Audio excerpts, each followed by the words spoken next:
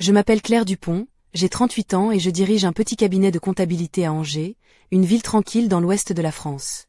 Sur le papier, ma vie semble bien rangée. Un salaire correct, un appartement cosy dans un quartier calme, et aucune histoire qui dépasse le cadre professionnel. Mais au fond, je suis fatiguée d'être la bonne sœur, la fille modèle, celle qui donne sans jamais rien recevoir en retour. Celle qu'on oublie quand ça compte vraiment point depuis toujours, mon frère cadet, Julien, est le chouchou de la famille. Le petit prince, le préféré à qui on pardonne tout, même quand il oublie de nourrir le chat ou rentre avec un bulletin scolaire un peu coloré. Maman avait une phrase fétiche pour lui, Julien, c'est un garçon, il faut lui laisser du temps. Moi? J'étais l'aînée responsable, celle qui devait toujours faire preuve de patience, d'abnégation, et surtout ne jamais faire d'histoire. Je crois que je suis devenue invisible, un rôle que j'ai endossé sans vraiment m'en rendre compte. Cette invisibilité, je l'ai portée toute ma vie, notamment quand j'ai vu Julien galérer à l'école, tandis que mes réussites passaient inaperçues. J'ai eu la bourse pour la fac, j'ai bossé dur pour monter mon cabinet, pendant que lui sautait d'un emploi à l'autre, soutenu par des prêts et des cadeaux de nos parents que moi, je n'ai jamais reçus. Il n'y a jamais eu de « pourquoi pas pour toi ?» Juste un silence qui pesait comme une chape de plomb. Quand Julien a rencontré Marion, ça m'a donné un espoir fou. Elle semblait différente, plus mature, plus posée. Une organisatrice d'événements, paraît-il. J'ai essayé de m'impliquer, sincèrement. J'ai offert mon aide pour le mariage, j'ai proposé de financer la totalité de la cérémonie. Oui, rien que ça, pour qu'ils aient le mariage de leurs rêves, sans souci. J'avais envie de faire partie de leur vie, de revenir dans ce cercle dont j'avais été exclue depuis si longtemps. J'étais prête à m'effacer, à jouer la bonne sœur discrète, mais présente. J'y portais une robe bleu nuit, simple mais élégante, avec des escarpins noirs qui claquaient légèrement sur le sol en marbre de la salle de réception. Une montre fine en argent, un bracelet délicat, rien qui crie « Regardez-moi », juste assez pour me sentir digne de ce jour. J'avais apporté un cadeau soigneusement choisi, un service à thé ancien, parce que je savais que Marion aimait tout ce qui était rétro et raffiné. J'avais le sourire poli de celle qui donne sans rien attendre, mais je sentais déjà un poids dans mon ventre, un pressentiment. Et puis, elle est arrivée. Marion, la mariée, tout en blanc immaculé, le regard glacial comme l'hiver angevin. Elle s'est plantée devant moi, m'a fixé droit dans les yeux avec une telle froideur que j'ai cru que mes os allaient se briser sous le poids de son regard. « Tu n'as rien à faire ici », a-t-elle lâché, sans chuchoter, assez fort pour que ma mère, 2 invités et mon frère l'entendent. Julien, lui, est resté là, immobile, silencieux, comme figé dans un mauvais rêve, ne prenant pas ma défense, ne disant rien. Je ne me suis pas effondrée. Je ne me suis pas mise à pleurer, ni à hurler. J'ai tourné les talons, mes escarpins résonnant sur le sol comme une symphonie glacée. Mes doigts tremblaient, mais j'ai gardé la tête haute. Je suis montée dans ma voiture, j'ai allumé mon téléphone et, en moins de 10 minutes, j'avais annulé tous les fournisseurs liés à cette cérémonie. Le traiteur, le fleuriste, la salle, le photographe, le DJ, même la location des housses de chaises, tout. Parce que voilà la vérité. On ne me dit pas que je ne suis pas la bienvenue alors que c'est moi qui ai payé, en espérant que tout se passe comme prévu. Ce jour-là, j'ai compris quelque chose d'essentiel. La générosité dans ma famille n'était jamais un cadeau, c'était un dû. On ne me remerciait jamais, on me prenait pour acquise. Et l'amour, celui qu'on exhibe aux invités, ce n'était pas pour moi. J'ai cru que cette fois, ce serait différent. Que j'aurais enfin ma place. Je me suis trompée. Quelques mois plus tôt, quand Julien m'a appelé pour annoncer ses fiançailles avec Marion, j'étais dans ma cuisine, un café à la main, regardant la pluie tomber sur les toits d'Angers. Je me souviens avoir souri, sincèrement heureuse pour lui. Puis, quand ils m'ont invitée à dîner 2 semaines plus tard, j'ai découvert une Marion impeccable, froide, toujours collée à son téléphone, polie mais distante. Elle m'appelait Claire, comme on appelle l'employé d'accueil, jamais avec chaleur, jamais avec complicité. Pendant les préparatifs, j'ai fait tout ce que j'ai pu pour aider, allant jusqu'à organiser des essais maquillage pour elle et ses demoiselles d'honneur, réglant la facture de ma poche quand le devis est arrivé plus élevé que prévu. Elle répondait par des « merci » secs, des pouces levés, ou pire, le silence. Julien, lui, s'éloignait, évitant mes appels, répondant par des messages courts, désinvoltes. Une fois, je suis passée chez eux à l'improviste, j'ai vu Marion rire aux éclats sur une vidéo avec une autre femme, et moi, je sombrais dans un coin de leur appartement comme une intruse. Le coup près est tombé un soir, quand j'ai vu sur Instagram une photo de Marion avec une autre femme, champagne à la main, sous des guirlandes lumineuses. La légende, ma demoiselle d'honneur. Je ne pourrais pas imaginer ce jour sans toi. Ce n'était pas moi. J'étais effacée, remplacée, oubliée sans un mot, sans une explication. J'ai appelé Julien, il a mis la faute sur le stress, sur le fait que Marion voulait quelqu'un de plus proche, une amie, pas la sœur. J'étais toujours invitée, mais à quoi bon? Un siège au fond de la salle, invisible, c'était tout ce qu'il me restait. J'ai essayé de comprendre, d'accepter, surtout pour ne pas faire de vagues. J'ai même parlé à maman, espérant un peu de soutien. Elle m'a regardé comme si j'étais une enfant gâtée, me conseillant de lâcher prise, pour le bien de la famille. Ça m'a brisé un peu plus. Je me suis sentie comme un fantôme, bonne à payer, mais pas à exister. Puis, j'ai reçu ce fameux message de Marion, poli, glacial, m'annonçant que la cérémonie serait intime, sans famille élargie, sans moi. Pas un appel, pas une discussion. Juste un texto. J'ai répondu calmement, je jouerai mon rôle. Mais au fond, je savais que je ne jouerais aucun rôle du tout. J'ai pris mon dossier de mariage, tous les contrats à mon nom, et j'ai appelé chaque prestataire pour annuler. J'ai entendu la surprise, parfois la colère, mais j'ai tenu bon. J'ai détruit leur rêve de mariage parfait, avec une précision chirurgicale, sans éclat, sans colère. Juste un silence qui pèse plus que 1000 cris. Le lendemain, Julien est arrivé à la salle de réception, un magnifique château en périphérie d'Angers, pour découvrir un portail fermé, un domaine déserté, aucun traiteur, aucun fleuriste, aucune table dressée. Il a essayé de joindre Marion, mais tout ce qu'il a obtenu, c'est le silence ou des hurlements au bout du fil. Ce jour-là, leur monde s'est écroulé. Et moi, j'ai regardé tout cela depuis ma fenêtre, tranquille, invincible. Parce que les silencieuses, celles qu'on croit faibles, savent parfois frapper plus fort que les plus bruyantes. Quand la cérémonie s'est finalement tenue, pas dans une salle de réception, mais dans une petite mairie quelconque, j'étais là, en robe bleu nuit, sans phare, sans bijoux, juste présente, calme, plus forte que jamais. J'ai vu les regards surpris des invités, les chuchotements, la gêne palpable.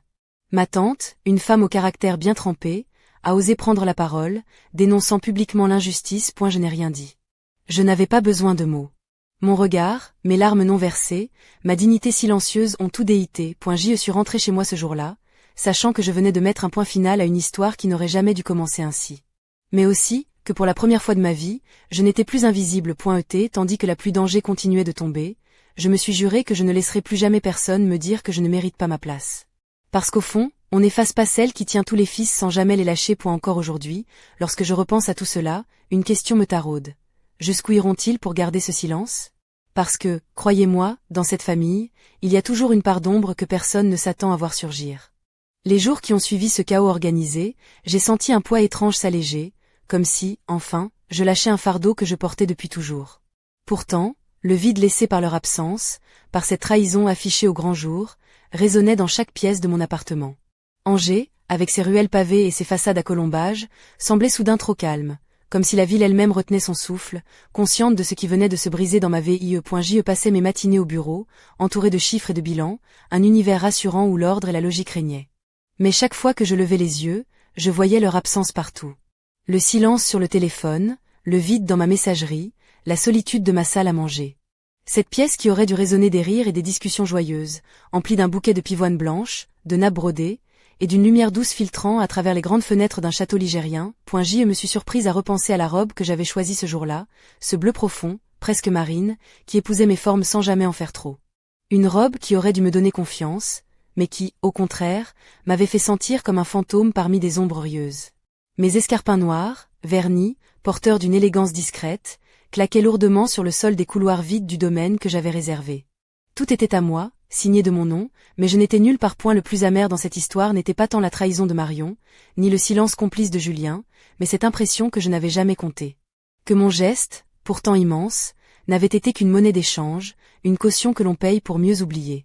Ils avaient réduit mon investissement, mon temps, mon amour, en une simple formalité, un geste administratif effacé d'un coup de plume. Je me rappelle ce moment précis où j'ai reçu un message de ma mère, d'une politesse glaciale, m'invitant à dîner. Juste nous trois, disait-elle, comme si rien n'avait changé. Je n'ai pas répondu. Parce que ce dîner, je le savais, serait une scène de théâtre où l'on me demanderait de jouer la comédie, de garder le silence, de fermer les yeux sur la douleur. Mais j'ai refusé. Cette fois, je ne voulais plus jouer. Et la vérité, c'est que j'avais passé ma vie à faire bonne figure, à endosser ce rôle d'aînée responsable, celle qui organise, qui paie, qui pardonne. Mais ce jour-là, dans l'appartement baigné par la lumière grise d'un après-midi d'automne, j'ai décidé que je ne serais plus jamais cette femme invisible. J'ai compris que la dignité, ce n'est pas un cadeau qu'on offre à ceux qui vous blessent, mais un droit qu'on se donne à soi-même. Et puis, il y a eu ce jour où Julien est venu frapper à ma porte, sans prévenir, trempé par la pluie fine qui ne cesse de tomber sur la Loire en ce début de novembre. Il portait ce vieux jean usé, un sweat à capuche délavée, et dans ses yeux, une fatigue que je n'avais jamais vue auparavant. Il n'avait pas l'air de celui qui vient demander pardon, plutôt celui qui vient chercher une dernière chance, un point d'ancrage. Je n'ai pas bougé, je l'ai laissé entrer sans un mot. Le silence s'est installé, lourd, presque palpable. Il a commencé à parler, sans vraiment regarder devant lui, comme s'il s'adressait à un mur. Il a admis ses erreurs, ses faiblesses, son aveuglement face à Marion. Il m'a parlé de ses messages échangés avec un certain Benoît, un homme dont j'avais vaguement entendu parler, mais qu'il n'avait jamais osé mentionner. Benoît, c'était l'ombre dans leur histoire, le serpent caché dans le jardin. Julien m'a confié que Marion continuait de lui parler, qu'elle lui envoyait des messages pleins de sous-entendus, d'une complicité qui n'avait rien à voir avec la fiancée modèle qu'elle voulait montrer au monde. Il m'a regardé, sincère, honteux, et m'a avoué qu'il n'avait jamais su vraiment qui elle était. Moi, j'avais vu clair dès le début, mais j'avais choisi de faire confiance, de croire en un rêve qu'il vendait à tous. Et la rage qui m'a envahi n'était plus celle de la sœur blessée, mais celle d'une femme trahie par l'homme qu'elle avait toujours protégée. Pourtant, je n'ai pas crié. J'ai simplement hoché la tête, sentant que ce moment marquait la fin d'un chapitre et le début d'un autre. Un chapitre où je ne serai plus jamais la figurante silencieuse de leur vie. Dans les jours qui ont suivi, j'ai revu Vanessa, mon amie de toujours, celle qui avait toujours su lire entre mes silences. Nous nous sommes retrouvés dans un petit café niché à l'ombre de la cathédrale Saint-Maurice, un endroit où le temps semble ralentir, et où les confidences se glissent comme des murmures entre les murs chargés d'histoire. J'ai tout déballé, chaque doute, chaque blessure, chaque trahison. Vanessa m'a révélé ce que je n'avais jamais osé affronter. Marion n'était pas seulement une rivale, elle était aussi celle qui avait pris ma place bien avant ce mariage. Celle pour qui j'avais perdu un homme, celui que j'avais aimé et qui m'avait quitté sans un regard en arrière. Le choc a été brutal, mais il a aussi été libérateur. Tout prenait enfin sens. Je ne pouvais plus nier la vérité. Marion avait joué une partie d'échecs depuis des années, et moi, j'avais été une pièce sacrifiée sur son échiquier. Cette révélation a transformé ma douleur en une détermination froide et implacable. Je ne voulais plus simplement survivre à cette histoire, je voulais en sortir grande, forte, libre. C'est ainsi que j'ai commencé à reconstruire, non pas pour eux, mais pour moi. Je me suis remise à rêver, à espérer, à croire que la vie pouvait offrir autre chose que la déception et la solitude. J'ai repris mes dossiers, mes rendez-vous, mes projets, mais surtout, j'ai repris ma vie. Parfois, le soir, en marchant le long de la Maine, je repense à ce mariage fantôme, à cette cérémonie annulée, à ce silence imposé. Et je souris, parce que je sais que, quoi qu'ils fassent, ils ne pourront jamais effacer ce que j'ai construit. Je suis la gardienne des clés, celle qui tient les rênes, celle qui a su dire non quand tout le monde attendait qu'elle dise oui. Mais au fond de moi, une question subsiste, lancinante, comme un murmure dans le vent froid de novembre. Qui est vraiment Marion? Quelle part d'ombre cache-t-elle derrière ses sourires glacés? Et surtout, jusqu'où est-elle prête à aller pour garder ce secret enfoui? Je ne sais pas encore. Mais je compte bien le découvrir. Parce que cette histoire, la mienne, ne fait que commencer. Les premières semaines après l'effondrement du mariage furent étrangement calmes, presque irréelles. Je me réveillais chaque matin avec cette sensation étrange d'avoir brisé un silence qui pesait depuis trop longtemps. Angers, avec ses ruelles tortueuses et ses façades en tuffeau, semblait soudain être le théâtre d'une pièce dont j'étais à la fois l'actrice principale et l'unique spectatrice. J'y passais mes journées à mon cabinet, entouré de chiffres et de bilans, cherchant dans l'ordre des comptes un refuge contre le chaos émotionnel qui me rongeait. Mais même au milieu des colonnes de chiffres, les pensées revenaient, lancinantes. Les images de Marion, ce sourire figé et distant, ces yeux fuyants qui ne m'avaient jamais vraiment vue. Julien, lui, semblait prisonnier de ses propres silences, incapable de choisir entre la loyauté familiale et la vérité qui brûlait dans mes mains. J'y repensais souvent à cette robe bleu nuit, qui épousait mes formes sans jamais en faire trop, élégante mais discrète, comme une armure contre le monde. Ce jour-là, elle m'avait donné l'illusion d'être à ma place, même si au fond je savais qu'on ne m'avait jamais réellement invitée. Mes escarpins, vernis et solides, avaient claqué sur le sol du domaine, un château au jardin à la française que j'avais réservé avec soin, portant fièrement mon nom sur chaque contrat. Tout était à moi, et pourtant, je n'étais nulle part. Le bouquet de pivoine blanche, posé sur la table du salon, rappelait l'image d'un rêve brisé. Tout avait été prévu dans les moindres détails. La vaisselle ancienne chinée dans une brocante de Saumur, les nappes brodées d'un travail artisanal, le menu concocté par un chef étoilé de la région. Mais le vide de cette absence se faisait plus fort que tous les décors. J'ai alors compris que leur indifférence n'était pas un accident, mais un calcul froid. Marion ne voulait pas que je sois là, pas parce qu'elle ne savait pas, mais parce qu'elle avait décidé que je n'avais pas ma place. Et Julien, ce frère que j'avais protégé et soutenu, avait choisi le confort du silence plutôt que la chaleur d'une vérité partagée. Un soir, alors que la nuit enveloppait doucement la ville, j'ai reçu un message de ma mère. Une invitation à dîner, formulée avec une politesse qui sonnait faux, comme une main tendue sans véritable intention. Juste nous trois, disait-elle. J'ai hésité, puis j'ai refusé. Cette fois, je ne voulais plus être la spectatrice silencieuse d'un spectacle où je ne comptais pas puis, un jour de pluie fine et grisâtre, Julien est venu frapper à ma porte. Trempé, le visage marqué par la fatigue et la honte, il ne ressemblait plus à ce petit garçon que j'avais vu grandir. Il est entré sans un mot, s'est assis sur le canapé, et a commencé à parler d'une voix basse, presque cassée. Il m'a parlé de Marion, de son double jeu, de ses messages à un certain Benoît. Je connaissais ce nom, une ombre qui planait depuis longtemps sur leur histoire, mais que Julien n'avait jamais osé évoquer. Elle a admis son erreur, sa naïveté, et s'est excusé d'avoir fermé les yeux. Je ne lui ai rien répondu, juste écouté, sentant que ce moment marquait la fin d'un cycle et le début d'un autre. Un cycle où je ne serais plus jamais celle qui se tait point les jours suivants. J'ai retrouvé Vanessa, mon amie fidèle. Nous nous sommes retrouvés dans un petit café discret, à l'ombre de la cathédrale, un lieu où le temps semblait suspendu. Je lui ai tout raconté, chaque blessure, chaque doute. Et elle m'a révélé ce que je redoutais. Marion, cette femme glaciale, n'était pas seulement une rivale, mais celle qui avait brisé mon histoire avec Eric, l'homme que j'avais aimé avant lui. Cette révélation a transformé ma colère en une détermination glaciale.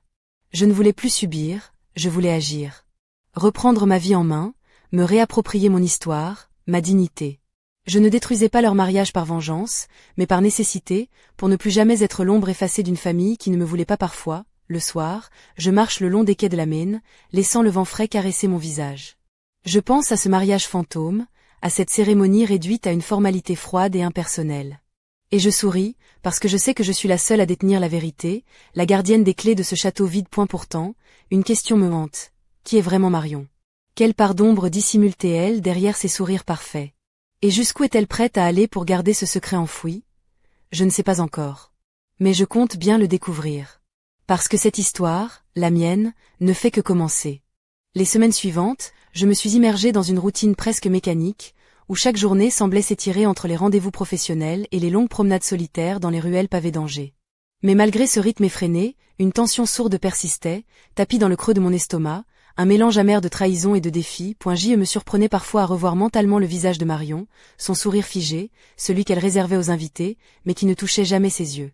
Ses gestes précis, presque calculés, comme si chaque mouvement était chorégraphié pour masquer une vérité tout autre.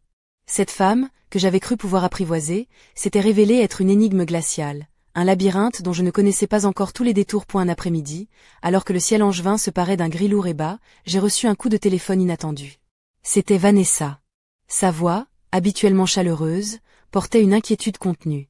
Elle m'a parlé d'une découverte qu'elle avait faite en fouillant discrètement dans les réseaux sociaux de Marion.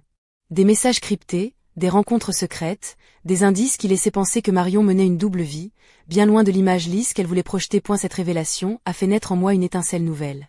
Une envie brûlante de comprendre, de creuser plus profondément. Je savais que cette quête ne serait pas sans danger, que chaque vérité dévoilée risquait de faire vaciller un peu plus les murs fragiles de ma famille. Mais j'étais prête. Plus que jamais, je voulais sortir de l'ombre, reprendre le contrôle de mon histoire. Je me suis donc lancée dans une enquête discrète, réunissant les fragments épars d'une vie cachée. J'ai consulté des vieux albums photos, des messages effacés, des témoignages glanés au détour d'un café ou d'une conversation volée. Peu à peu, les pièces du puzzle prenaient place, dessinant le portrait d'une Marion bien différente de celle que tout le monde croyait connaître. Parallèlement, j'ai continué à reconstruire ma vie professionnelle, redonnant à mon cabinet une dynamique nouvelle, m'investissant dans des projets qui me passionnaient. Cette renaissance personnelle me donnait la force nécessaire pour affronter les démons du passé sans fléchir. Un soir, alors que les premières étoiles scintillaient timidement dans le ciel, j'ai senti une présence derrière moi. C'était Julien. Il avait l'air fatigué, plus vieux que son âge, le regard chargé de regrets. Sans un mot, il s'est assis à mes côtés sur le banc du jardin public, là où nous avions l'habitude de jouer enfants, avant que tout ne bascule. Elle m'a tendu une enveloppe, à peine froissée. À l'intérieur, des documents, des lettres, des preuves irréfutables de la duplicité de Marion. Une traîtrise qui dépassait tout ce que j'avais pu imaginer. Ce n'était plus seulement une question de jalousie ou de rancune familiale, mais un jeu dangereux, aux conséquences potentiellement dévastatrices. Je suis restée silencieuse un long moment, le poids de la vérité m'écrasant le cœur. Mais au fond, une certitude s'imposait, je ne pouvais pas reculer. Cette fois, je n'étais plus la spectatrice effacée, mais l'actrice principale d'une histoire qui allait bousculer toutes les certitudes. Alors que la nuit enveloppait doucement la ville, j'ai pris une décision. Il était temps de révéler au grand jour ce que tout le monde avait cherché à cacher, de faire tomber les masques et de réclamer la justice qui m'était due. Parce que parfois, pour avancer, il faut d'abord détruire les murs derrière lesquels se cachent les mensonges. Tandis que je me levais, prête à affronter ce nouveau combat, une dernière pensée m'a traversée. Dans cette famille, plus rien ne serait jamais comme avant. Les jours qui ont suivi cette révélation furent un véritable tourbillon. Chaque matin, en ouvrant les volets de mon appartement sur la vieille ville d'Angers, j'avais le sentiment de m'avancer sur un champ de bataille invisible, où chaque pas pouvait réveiller des blessures anciennes, ouvrir de nouvelles plaies. Pourtant, au fond de moi, une force nouvelle s'était éveillée, une détermination froide et précise qui refusait de céder. Je me suis alors plongé dans une préparation minutieuse. J'ai rassemblé toutes les preuves, les messages, les témoignages, les factures. Tout ce qui pouvait étayer la vérité que je portais désormais comme un étendard. Chaque document glissé dans une chemise cartonnée devenait une pièce d'un puzzle que je comptais bien assembler devant ceux qui m'avaient ignoré, trahi et humilié. Le cabinet de comptabilité que je dirigeais était devenu mon refuge, mais aussi le théâtre de cette lutte silencieuse. Mes collaborateurs, habitués à me voir calme et posé, commençaient à percevoir ce feu nouveau qui animait mes yeux. Je ne parlais pas de cette affaire, mais on sentait que quelque chose bouillonnait sous la surface tranquille. Un soir, alors que je quittais le bureau, je croisai la silhouette familière de Vanessa. Son regard était à la fois inquiet et complice. Sans un mot, elle me tendit une enveloppe cachetée qu'elle avait reçue d'une source anonyme. À l'intérieur, des photos, des échanges de courriels, des preuves supplémentaires. Marion n'était pas seulement une manipulatrice. Elle avait tissé un réseau d'apparences et de mensonges bien plus dense que je ne l'aurais cru. J'y sentis le poids de ces révélations m'écraser un instant, mais je refusais de flancher. C'était comme si chaque vérité dévoilée me rapprochait un peu plus de la liberté, de cette paix intérieure que je n'avais jamais vraiment connue. Puis vint le jour où je décidai d'affronter enfin ma famille. J'organisai une réunion dans un petit salon privé d'un café discret du centre-ville, un lieu où les vieilles pierres semblaient garder le secret des conversations les plus intimes.